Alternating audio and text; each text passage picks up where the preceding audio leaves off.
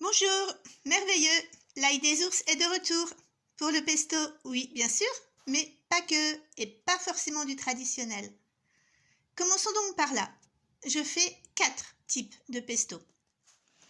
Un avec des graines de tournesol, avec des noisettes, un autre avec les fameuses noix salées dont je vous parle dans la vidéo précédente, et un autre avec les tomates séchées qu'il me reste de l'année dernière.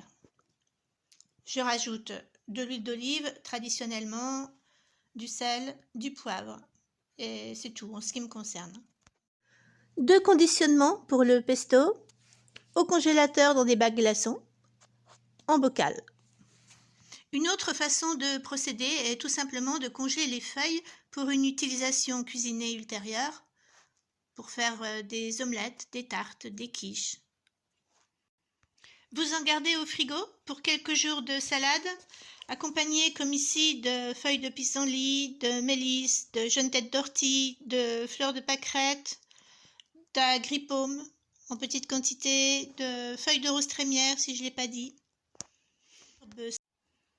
Dans la nature, beaucoup de plantes d'herbes sont comestibles, de fleurs aussi. Avec ce qu'il vous reste, vous les mettez sur les plateaux du déshydrateur ou dans un four. Vous les faites sécher, vous les mixez. Ça fait une poudre que vous mettrez dans un bocal pour une utilisation aromatique.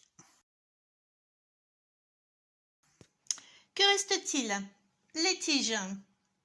Je me suis demandé qu'en faire. Les donner aux poules? Une idée, elles seraient ravies. Mais la gourmandise étant là, j'ai opté pour un style capre, donc dans du vinaigre blanc. Coupés en morceaux, ils vont aller rejoindre dans un bocal le vinaigre blanc préalablement chauffé, des grains de poivre, de coriandre, un peu de piment, du romarin, du laurier, de l'origan. Le vinaigre est en train de chauffer, j'ai ajouté les herbes. Ça fait un joli petit bocal de capre, entre guillemets. Voici donc ce que m'a rapporté la récolte de ce jour.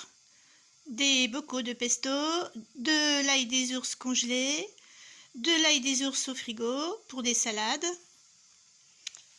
des cubes de pesto au congélateur, il y en a d'autres qui sont dedans d'ailleurs, il n'y a pas que ça, de la poudre d'ail des ours et en dernier, ces capres de tiges d'ail des ours. N'est-elle pas merveilleuse la nature? Bon appétit, bonne soirée et à bientôt dans une prochaine vidéo.